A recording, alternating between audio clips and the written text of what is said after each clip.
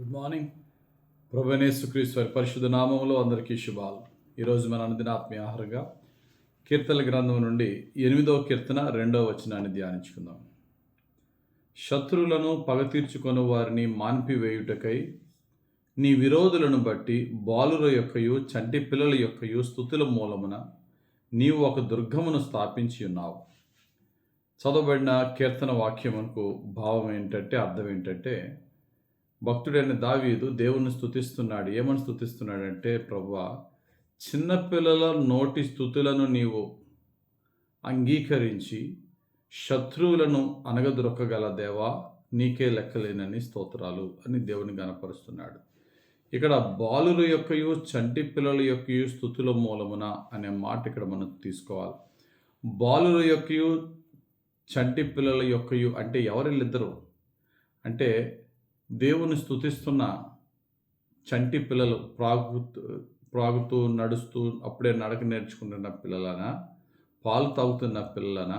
ఇక్కడ దీనికి అర్థం ఏంటంటే, బలహీనులు, క్రొత్తగా ప్రభువుని తెలుసుకున్నవారు, దీనులు, ఎవరైతే నిస్సహాయ స్థితిలో నిరాధార స్థితిలో ఉన్నవారు, వారిని ఇక్కడ బాలులతోనూ చంటి పిల్లలతోనూ పోల్చారు. ఎంత వయసులో ఉన్నవారైనా బలహీనమైన స్థితిలో, నిరాధారమైన స్థితిలో దేవుణ్ణి క్రొత్తగా తెలుసుకున్న వారిని మరి అక్కడ బాలులుగాను చంటి పిల్లలుగాను పోల్చారు. ఉదాహరణకి పేతురు భక్తుడు క్రొత్తగా ప్రభువుని తెలుసుకున్న వారి గురించి అంటున్నమాట. పేతురు రాసిన మొదటి పత్రిక 2వ అధ్యాయము 2-3 వచనాలు.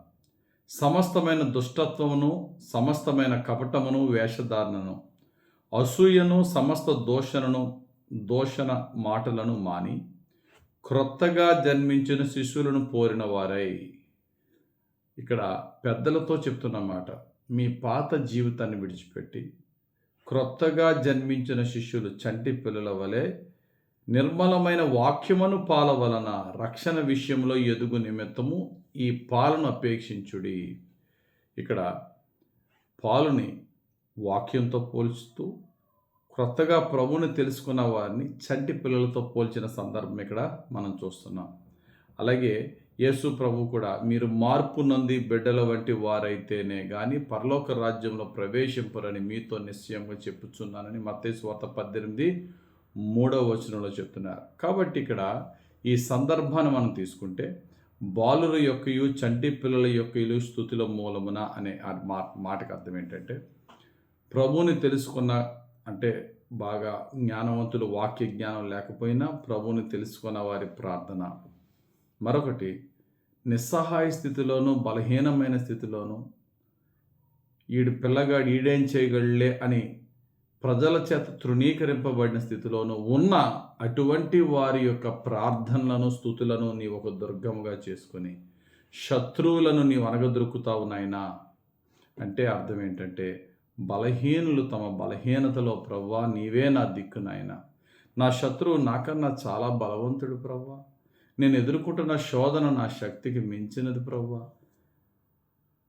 నన్ను వారందరూ కూడా తృణీకరిస్తున్నారు, నేను చేయగలను తృణీకరిస్తున్నారు ప్రవ్వా, నీవే నాకు ఆధారం అని చెప్పి ఎవరైతే దేవుణ్ణి ప్రార్థిస్తారో, స్తుతిస్తారో వారి పక్షముగా దేవుడు వ్యాజ్యమాడి వారి శత్రువుల నోర్లు మోయించి తరిమి కొడతాడు అని దీనికి అర్థం.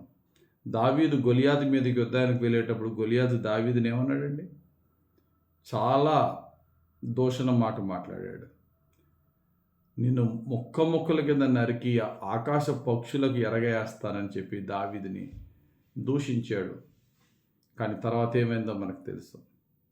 ఒకసారి యోధా రాజు అయినటువంటి యెహోషాపాతు బలహీనమైన చిన్న రాజుగా ఉన్నప్పుడు 3 దేశాలు అటాక్ చేసి ఒకేసారి యెహోషాపాతుని సర్వనాశనం చేయడానికి చూసినప్పుడు యెహోషాపాతు చిన్న ప్రార్థన చేశాడు. ప్రభువా, మాకు ఏమి చేయాలో మాకు తోచట్లేదు, మా శక్తి సరిపోదు, నీవే మాకు ఆధారం ప్రభు అని చిన్న ప్రార్థన చేసి తన కొద్దిమంది సైన్యాన్ని,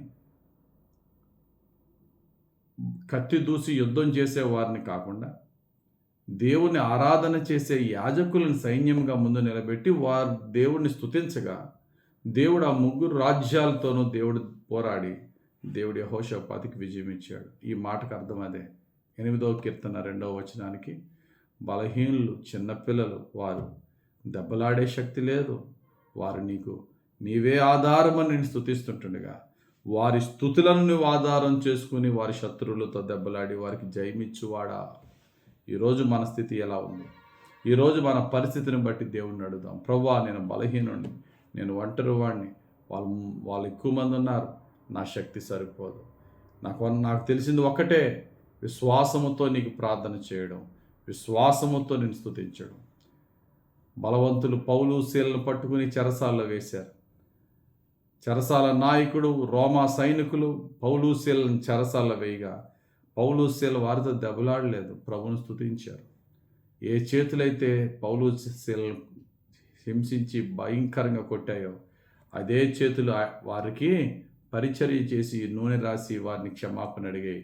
ఆ జైలు యజమానుడు, చెరసాల నాయకుడు ఆ రాత్రి రక్షింపబడ్డాడు. వీరు చేసే స్తుతికి దేవుడిచ్చిన ఆ యొక్క గొప్ప చేసిన కార్యాన్ని బట్టి. గమనించింది, మన బలము కాదు, మన శక్తి కాదు, భుజ బలము కాదు, ధన బలము కాదు, రాజకీయ బలము కాదు. దేవుని మీద ఆధారపడదాం, దేవుని స్తుతిద్దాం. మన యొక్క విజ్ఞాపనలన్నీ కృతజ్ఞతాపూర్వకంగా ప్రభు పాదాలు ఎదుట పెడదాం.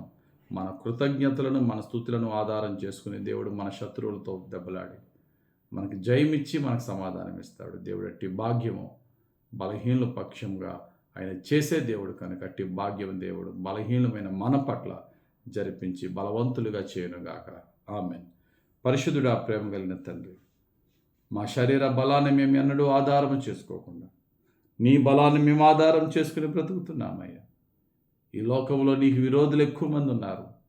నేను నమ్ముకున్న వారికి విరోధులు ఎక్కువ మంది ఉన్నారు. నేను నమ్ముకున్న వారు మేము అయ్యా, అనేకమైన శోధనలతో మేము ప్రతిదినము శోధనలు ఎదుర్కొని చుండగా మా ప్రార్థనలను, మా స్తుతులను అంగీకరించి మా పక్షముగా నీ కార్యము చేసి నీ విజయాలు ఇచ్చి నీ గొప్ప సమాధానముతో మా జీవితాలను దీవించమని యేసుక్రీస్తు ప్రభు అతి పరిశుద్ధ నామములో నీ పాదాలను పట్టుకొని నీవే మా శరణని, నీ శరణు జొచ్చిన మాకు నీవే విజయము దయచేసి గొప్ప సమాధానం ఇమ్మని యేసయ్య పుణ్యనామములో ప్రార్థించి వేడుకొనుచున్నాం తండ్రి. ఆమేన్. తండ్రి యొక్కయు, కుమారుని యొక్కయు, పరిశుద్ధాత్మ దేవుని అభిషేకం వలన గొప్ప విజయాలతో సమాధానంతో నింపునుగాక. Amen. God bless you. Have very blessed day.